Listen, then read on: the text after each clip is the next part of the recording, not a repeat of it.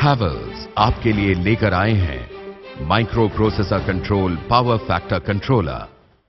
Low voltage में power factor correction के लिए automatic power factor controller existing power factor को मेजर करता है और सही पावर फैक्टर प्राप्त करने के लिए कैपेसिटर्स को कनेक्ट अथवा डिस्कनेक्ट करता है।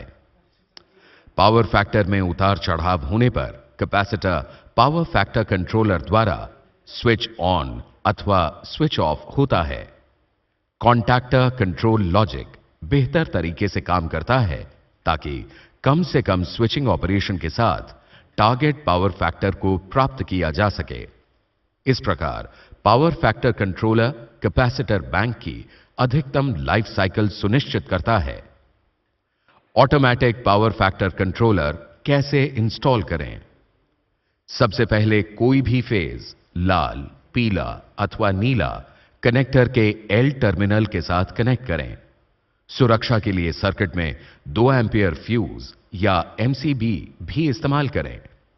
न्यूट्रल को कनेक्टर के एन टर्मिनल के साथ कनेक्ट करें। इसके बाद सीटी इनपुट को कनेक्टर के सीटी इन टर्मिनल से कनेक्ट करें और सीटी आउटपुट को कनेक्टर के सीटी आउट टर्मिनल से कनेक्ट करें। नोट कर लें कि इसमें सीटी को उसी फेज के साथ लगाएं जिसके जरिए आपने कनेक्टर के एल टर्मिनल में फेज वोल्टेज ली है। सीटी को लोड के अनुसार चुनें। लोड स्विच ऑन करें और डिस्प्ले चेक करें। यदि टॉप पर सीधे हाथ की ओर रिवर्स डिस्प्ले होता है तो सीटी इन और सीटी आउट वायर्स को इंटरचेंज करें, अन्यथा ये रिवर्स कंडीशन में काम नहीं करेंगी। अब संबंधित कॉन्टैक्टर्स के जरिए कनेक्टर के 1 से 14 टर्मिनल पर कैपेसिटर बैंक्स को कनेक्ट करें। एल को कनेक्टर के रिले कॉमन टर्मिनल से कनेक्ट करें। फॉल्ट कंडीशन होने पर कैपेसिटर बैंक स्विच ऑन नहीं होगा और किसी प्रकार की खराबी होने पर डिस्प्ले पर अलार्म इंडिकेशन लिखा आएगा। ऐसा इन कारणों से हो सकता है: ओवर या अंडर वोल्टेज, ओवर या अंडर फ्रीक्वेंसी, ओवर या अंडर कॉम्पनसेशन, अंडर करंट या reverse. Automatic power factor controller के ऑपरेटिंग मोड। इसमें 3 ऑपरेटिंग मोड होते हैं। ऑटो मोड में capacitor bank power factor controller के स्टेप्स सॉफ्टवेयर द्वारा पूरे किए जाते हैं। मैनुअल मोड में अप या डाउन की हर बार प्रेस करने पर capacitor bank power factor controller का एक स्टेप ऑन या ऑफ होगा।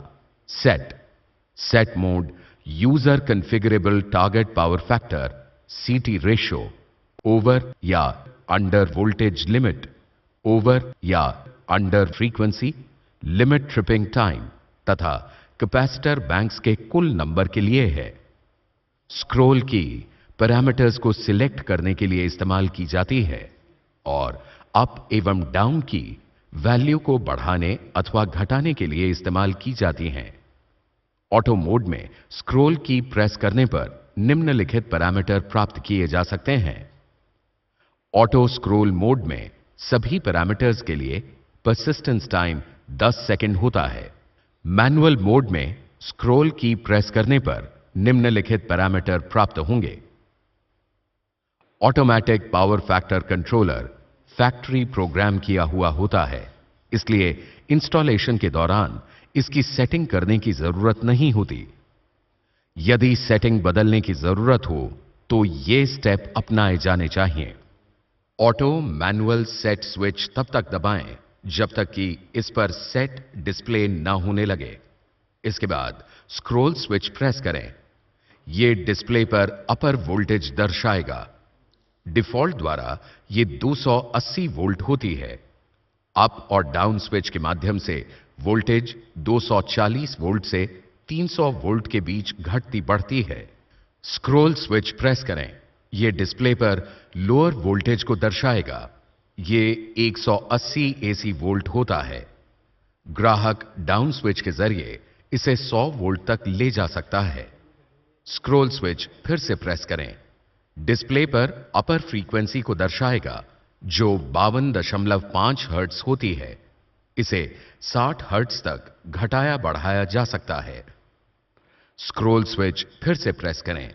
डिस्प्ले पर लोअर फ्रीक्वेंसी दर्शाएगा, जो कि 47.5 हर्ट्ज होती है। ये 45 हर्ट्ज तक घट बढ़ सकती है। स्क्रॉल स्विच फिर से प्रेस करें। डिस्प्ले पर सीटी रेशियो दर्शाएगा, जो 5 एंपियर तक होती है। अप एवं डाउन स्विच के जरिए सीटी रेशियो 5 एंपियर से 2000 एंपियर तक घटाई अथवा बढ़ाई जा सकती है। स्क्रॉल स्विच फिर से प्रेस करें। डिस्प्ले पर कैपेसिटर बैंक का स्विचिंग टाइम दर्शाएगा, जो 10 सेकंड होता है। ये 2 सेकंड से 1800 सेकंड तक घट बढ़ सकता है। स्क्रॉल स्विच फिर से प्रेस करें। डिस्प्ले पर टारगेट पावर फैक्टर दर्शाएगा, ये यूनिटी होती है। अप एवं डाउन स्विच के जरिए टारगेट पीएफ 0.8 लैग से यूनिटी तक घटाया बढ़ाया जा सकता है। स्क्रॉल स्विच फिर से प्रेस करें। डिस्प्ले पर कैपेसिटर बैंक दर्शाएगा, ये 6, 8, 12 तथा 14 के स्टेप में सेट होता है। अप एवं डाउन स्विच के जरिए कैपेसिटर बैंक को पहले से सेट वैल्यू से कम किया जा सकता है। स्क्रॉल स्विच फिर से प्रेस करें। डिस्प्ले पर न्यूनतम करंट दर्शाएगा, जो कि 250 मिली एंपियर होता है। अप एवं डाउन स्विच के जरिए न्यूनतम करंट 250 मिली एंपियर से 1000 मिली एंपियर तक घट बढ़ सकता है।